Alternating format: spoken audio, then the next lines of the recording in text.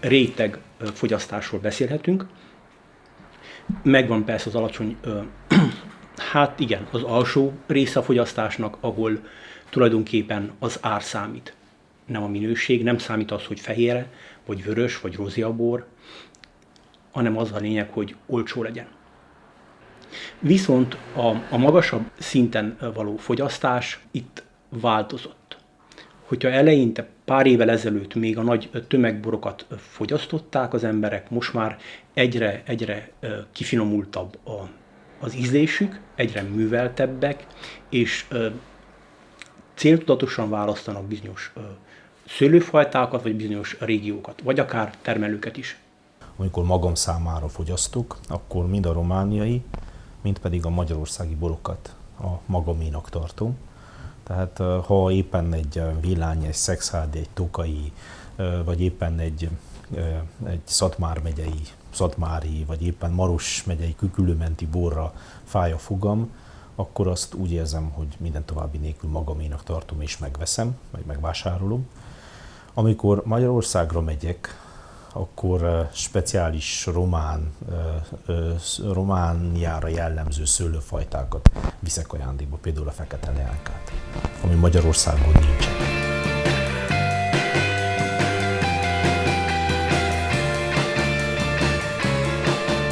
Rendszerváltás előtt körülbelül 300 hektáron termesztettek Károsztelken szőlőt, amit a szilágysomlyai pezsgő gyár dolgozott fel.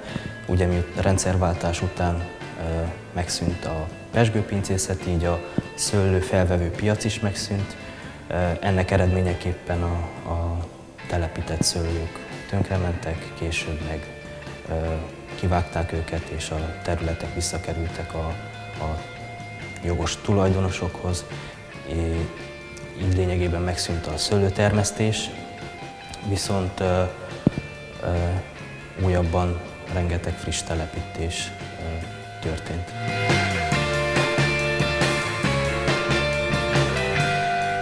Egyfelől a kínálat is fejlődött, másfelől meg a kereslet oldalon is fejlődést tapasztalhatunk.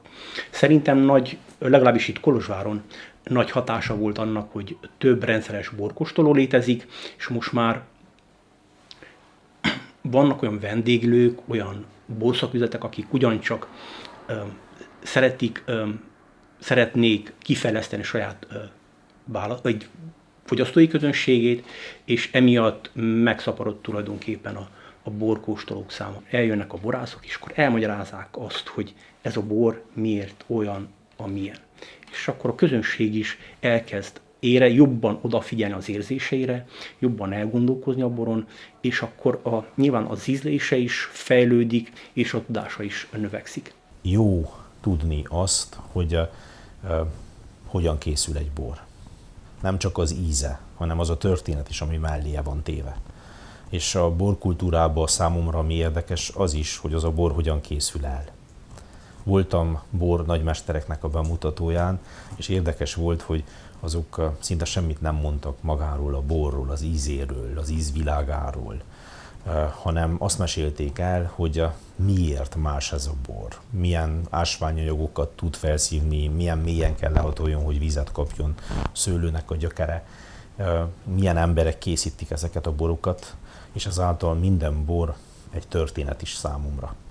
Nem jegyzem meg őket, nagyon fontos, és ezért nagyon sokszor ugyanarról a borról akár kétszer is újat hallok, és örvendek ennek.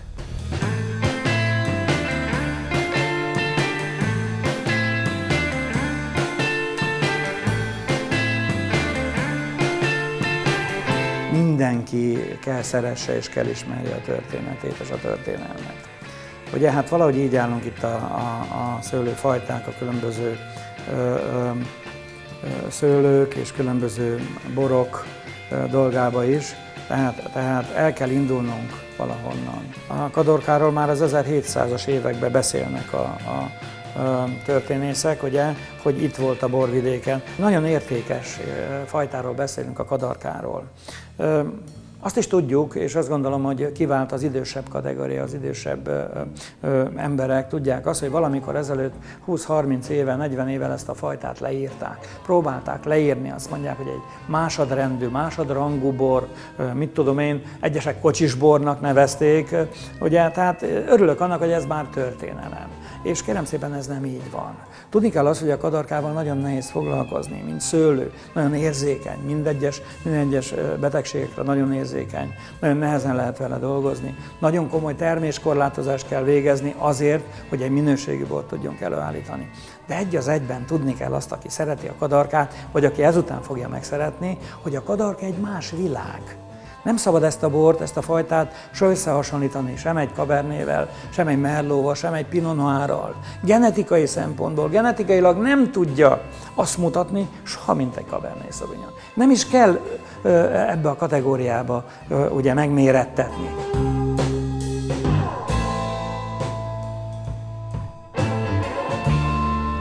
Én azt hiszem, hogy nagyon jó kezdeményezés az, ami Kolozsváron elindult, hogy a borszakértői vizsgákat szervezik, hogy borkóstolókat szerveznek, a borkóstolókra meghívják a termelőket, a kézműves termelőket, elmondják, hogy mi a lényege a borkóstolásnak, hogy hogyan lehet egy alkoholfokot esetleg megállapítani, hogyan lehet a bornak a régiségét megállapítani, hogy mikor van már teljes teljében, ízvilágában az a bor, elkezdette öregedni, amikor már el kell fogyasztani, melyik bort lehet tartani, melyik bor az, amit el kell fogyasztani hamarabb, milyen technológiák vannak.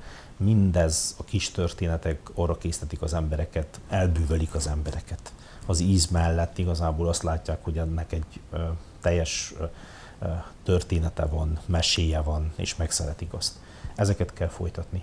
Az érzéseinkkel elemezzünk egy bort, akár szín, más megjelenési elemeket nézünk, illatokat, kortyot, és az egészet összerakjuk a fejünkbe, és akkor mindenféle oldalról próbáljuk megvilágítani az összefüggéseket.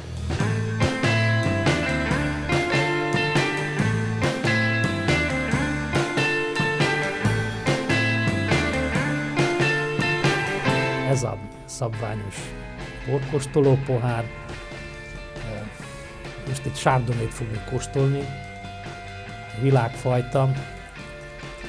Általában kóstoló tételt töltünk, megnézzük a bornak a színét, keresünk fehér hátteret a pohárnak, fény felé tartjuk, megnézzük a bornak a gyűrűjét, milyen vastag ez a gyűrű. A zöldes-fehér szín az azt jelenti, hogy egy fiatal borról van szó, az óarany szín az azt jelenti, hogy egy muskotályborról van szó, vagy netán egy asszúborról van szó. Utána megmozgatjuk a pohárba, megnézzük, hogy csurog a pohár falán vissza a bor. Csávosi György bátyámnak a kifejezése, ha gótikus ablak effektus megjelenik, akkor már komolyabb borról van szó, ha apró fürtökbe, cseppekbe folyik lassan vissza a pohár falának, azt jelenti, hogy egy komolyabb borról van szó. Ha gyorsan fut, az azt jelenti, hogy egy vékony, kevés szárazanyag tartalma van a bornak, és talán nem igazán a nagy minőségről van szó. És hát a románnak van egy szép kifejezése erre, hogy cum lacrimează vinul, tehát hogy könnyezzik a bor. Utána megszagoljuk, Erdélyben megszagoljuk, magyar nyelvterületen a több kollega általában megszokta illatozni a bort. Megszagoljuk, és azt mondjuk, gyönyörű szép illata van. Hát ennek a Chardonnay-nak tényleg 2013-as, nem hiába kapott mind a két borversenyen aranyérmet. Megillatozzuk. Hát ez a vajas illat jelenik meg, a kicsit barackos, őszi baracknak az illata, és utána következik maga az aktus, egy korty bort a szánkba veszünk, megcsemcseljük, megforgatjuk a szánkba a bort.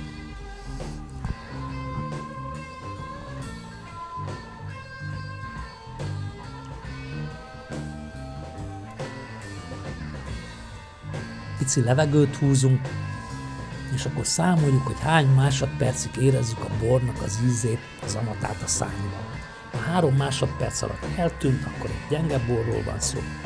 Ha 9 másodpercnél tovább érzem az ízét a számban, akkor azt jelenti, hogy egy komolyabb borról van szó.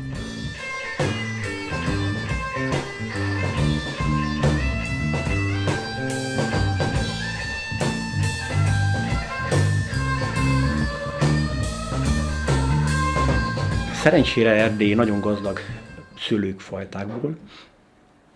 Megvan pár nagyon híres szőlőfajta, mint például a királylányka, amely a legelterjedtebb egész Romániában, vagy a fehérlányka, amely ugyancsak mind a kettő erdélyi származású.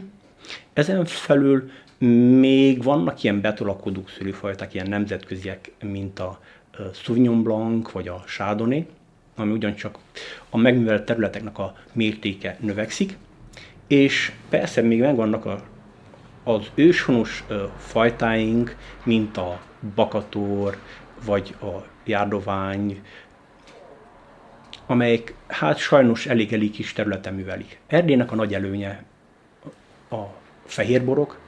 Egész Romániában nem tudnak olyan friss, zamatos, gyümölcsös fehérborokat készíteni, mint itt Erdélyben. És ez nagy előny a román piacon is.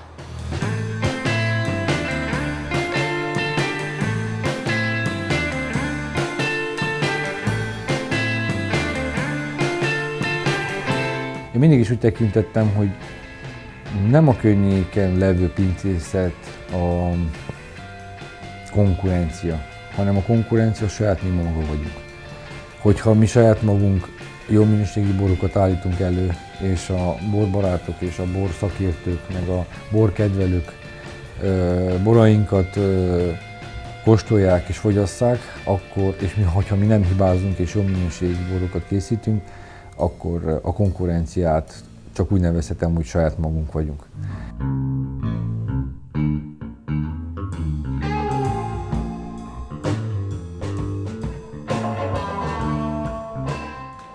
Ugyanezt történik minden más bortermelő országnál, hogy mindenki a saját borát kedveli leginkább. És emiatt mi is a saját hazai fajtánkat, saját borainkat szeretjük leginkább. Viszont, ha már vannak olyan emberek, akik azt képzelik, hogy igen, a mi borunk a legjobb, a mi boraink megállnák a helyüket nemzetközi szinten is. Hát igen, de inkább az üzletek alsó polcai. Kétoldalú a dolog.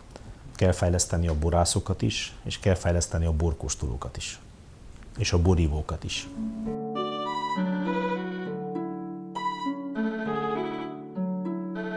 Yeah, sometimes we send wines to competition, but sometimes we don't send, and some wines are just in a competition without, and we don't know it.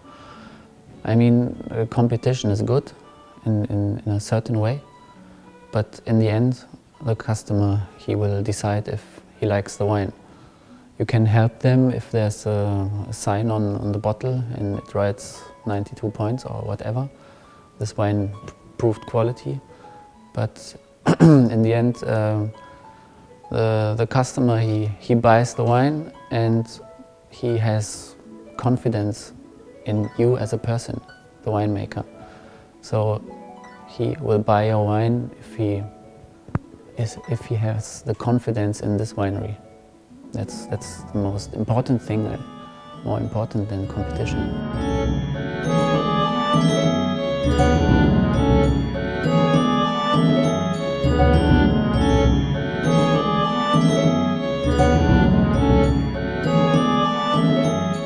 A pincészetek szeretnék, hogyha minél több vendégeik lennének, viszont hiányzik a pincészet mellől egy panzió, egy vendéglő, ahol a vendégek megszállhatnak.